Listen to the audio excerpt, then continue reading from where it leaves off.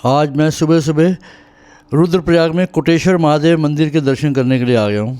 ये जो जगह है ये रुद्रप्रयाग से जो मेन सिटी है उधर से 3 किलोमीटर की दूरी पे है। और यहाँ जो शिवलिंग जो है वो से स्वयंभू है, मतलब जिसको कहते हैं ना कि नेचुरल बना हुआ है वो, और वो गुफा के अंदर है। तो फ़ोटो है तो यहाँ पे आप कहीं भी खींच नहीं सकते, लेकिन फिर भी मैं ये बता रहा हूँ आपको जो मुझे यहाँ बताया गया। और मान्यता ये है कि भगवान शिव ने भस्मासुर से बचने के लिए इस गुफ़ा को शरण स्थली बनाया था, और इस गुफ़ा में उन्होंने घोर तपस्या की थी। ये काफ़ी ढलान है नीचे, और आसपास जो बहुत ही सुंदर दृश्य है देखने का, पूरी हरियाली है एकदम। और नीचे अलकनंदा नदी बह रही है, जिसे यहाँ के लोग गंगा जी भी बोलते हैं। और बीच बीच में मैं देख रहा हूँ कि प्लेन रास्ता आ जाता है, बीच बीच फिर सीढ़ियाँ आ जाती हैं। तो इस तरह से ये सारा यहाँ का वातावरण है। और देखिए, ये अच्छा है कि यहाँ पे धूप निकली हुई है, बट सुबह सुबह का टाइम है तो ठंड काफ़ी है यहाँ पर।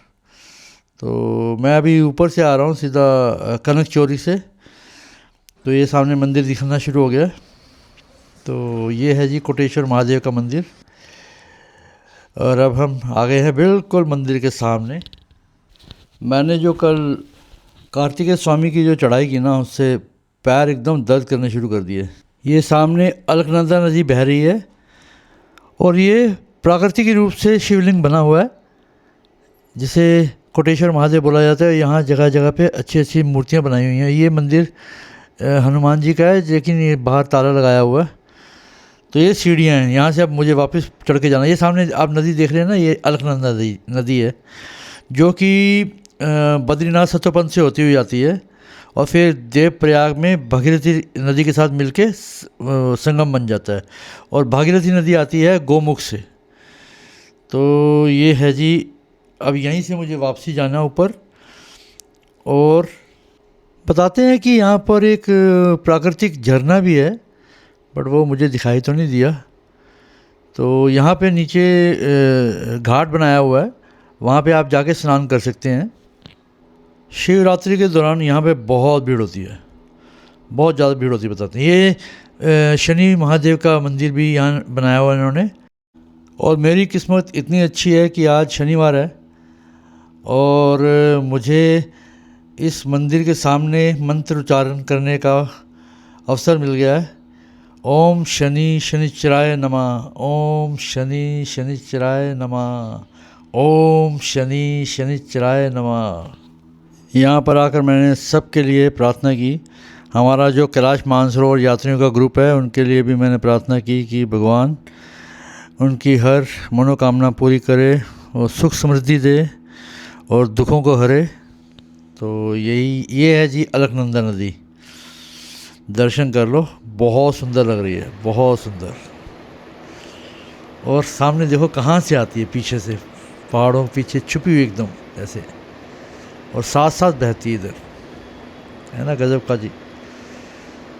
तो मैं किस्मत वाला हूँ कि मैं देवभूमि में रहता हूँ।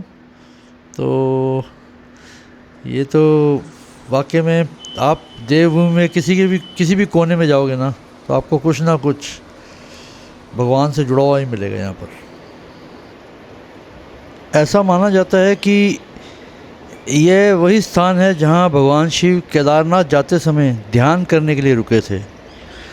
और स्थानीय जो पौराणिक कथाओं के अनुसार यह मंदिर भस्मासुर के समय से अस्तित्व में है, और ये वही राक्षस था जिसका भी सिर छूता उसे राख कर देता था।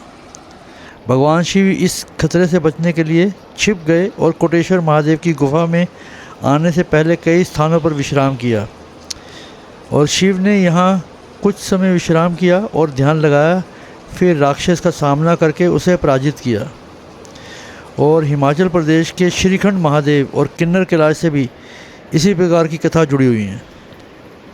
मुझे तो ये अलकनंदा नदी, जिसे गंगा भी बोलते हैं, उसको देख के मैं मंत्रमुग्ध हो गया। और ये देखो ऊपर से सूर्य भगवान क्या फर्स्ट क्लास मज़े से रोशनी बिखेर रहे हैं। और अब हमारी बारी है ऊपर चढ़ने की, जो कि मुझे पता है मेरी जान निकल जाएगी इसमें चढ़ते चढ़ते। तो ये थे जी हमारे महादेव जी के दर्शन, जो मैंने आज आपके साथ शेयर किए।